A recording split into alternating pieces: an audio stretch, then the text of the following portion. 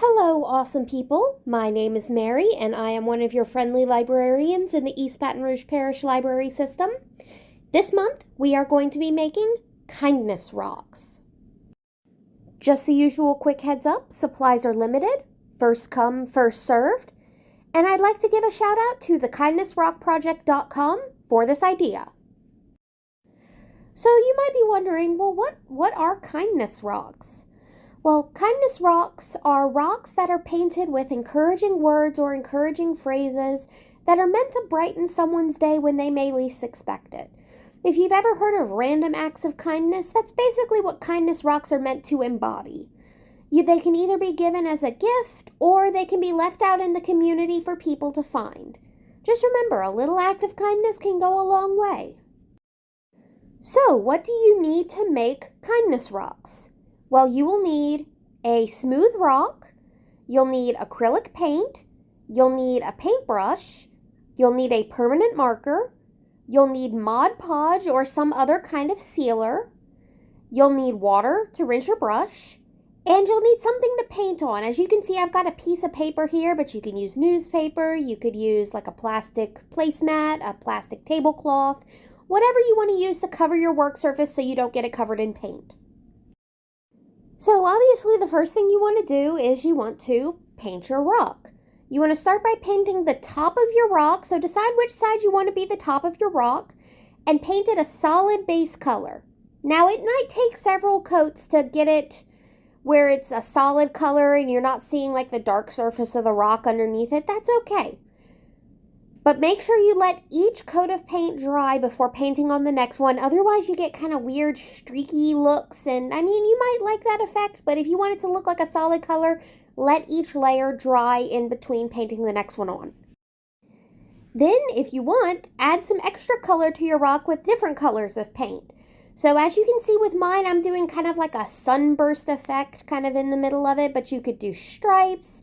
You could do polka dots, you could do an ombre, you could do just any kind of pattern, or you can just leave it one solid color. The point is, make it your own. Now, this is optional, but you can also paint the bottom and the sides of your rock if you want. But if you do that, make sure the top of your rock is completely dry before you start trying to paint the other sides.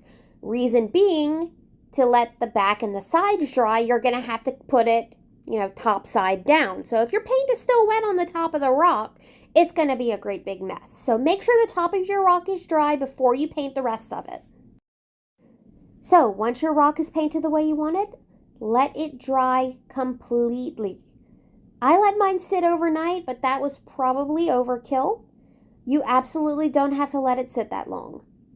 A couple hours should be good, unless you lay that paint on like super duper mega thick. Just let it sit for a couple hours, come by, check it, lightly touch one of the edges. If paint comes off on your finger, let it sit for a couple hours more. Point is, let it dry completely. Alright, so once your paint is completely dry, go ahead and take that permanent marker and write your encouraging message on your rock. It can be as simple as just one word like smile or shine, or it can be a short phrase, but you need to remember that your rock is not that big. If you pick this up at the library, the rocks are roughly the size of your palm, maybe a little bit smaller, so you want to keep those messages short and sweet. But if you've got a rock at home that's, bigger than that and you want to write a longer message, you can do it that way.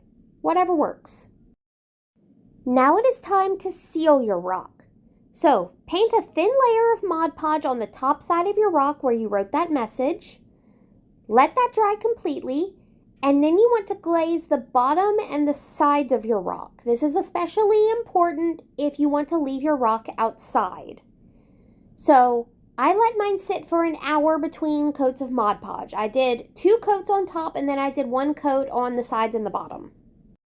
But you may want to do more than just 1 coat all over. Mod Podge dries clear, so as long as you don't do a super thick coat, you can stand to do 2 or 3 coats on all sides just to make sure it is super watertight for leaving outside.